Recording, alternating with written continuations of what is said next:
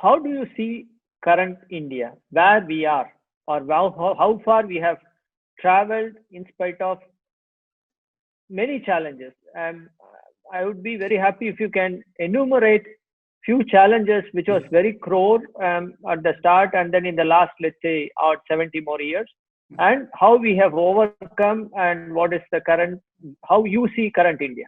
Yeah, actually, Indian democracy, I would say, is a unique democracy. We have seen a single party ruling for many years, Congress, and we had an emergency. Also, we have seen the country has seen an emergency curbing fundamental rights of citizens of India, and we have a Yes. constitutionalism propounded by Arent Lippiard, no? Kind of representatives from all over the regions from India who ruled the country in the National Front government in the 1990s.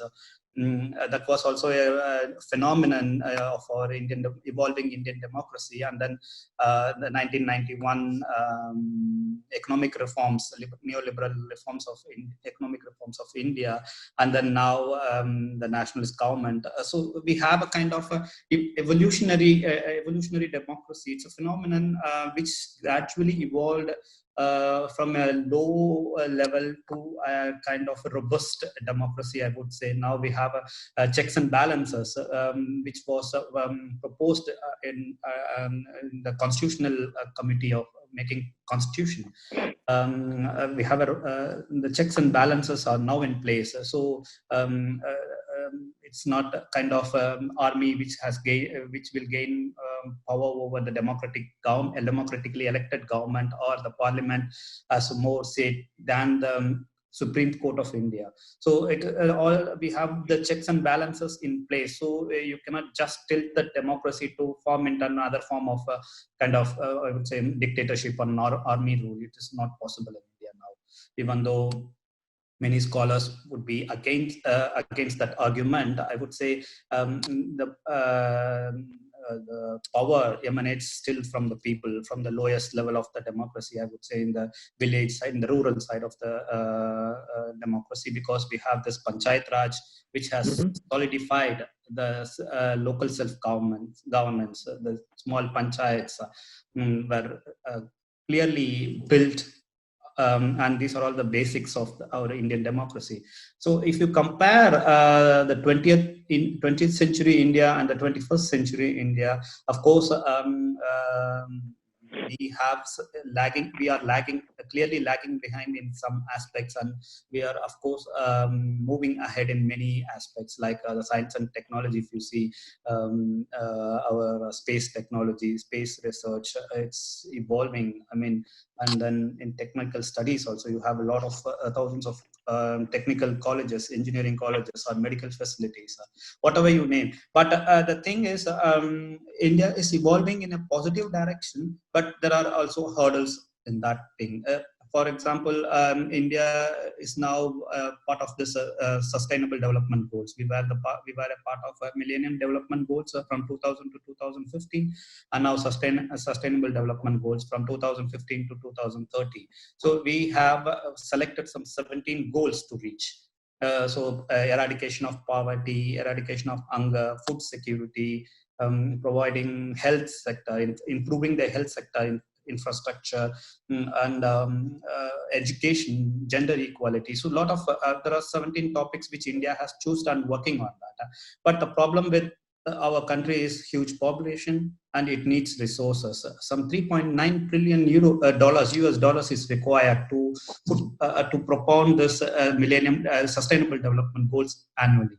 So India has only India is investing only 1.4 trillion US dollars. So there is a gap of 2.5 trillion US dollars to enhance this sustainable development goals. That is a huge task, or a huge challenge, I would say, for the country to mobilize these investments and to work on achieving the target set in 2030.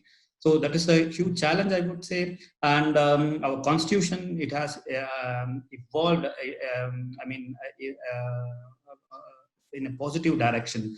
Our constitution is one of the most flexible, I would say, which can be changed, which can be amended according to the modern period. Like if it's not rigid like the US Constitution or the German Constitution, which is very difficult to amend, or which is very difficult to amend. But Indian Constitution, it witnessed many amendments according to the need of the people and according to the contemporary period. So this flexibility itself, it's an advantage for us to amend the constitution as per the given time and the need of the people. So in the constitutional sense, we are also evolving, and the election system has also gradually developed, that is free and fair elections, which is a basic necessity of a democratic system, which ensures the legality of the elected government. So the free and fair elections are guaranteed through an independent election commission, and through a lot of measures like voter issuing of voters' identity cards, and checks and balances in the um, electoral system itself guarantees a free and fair elections.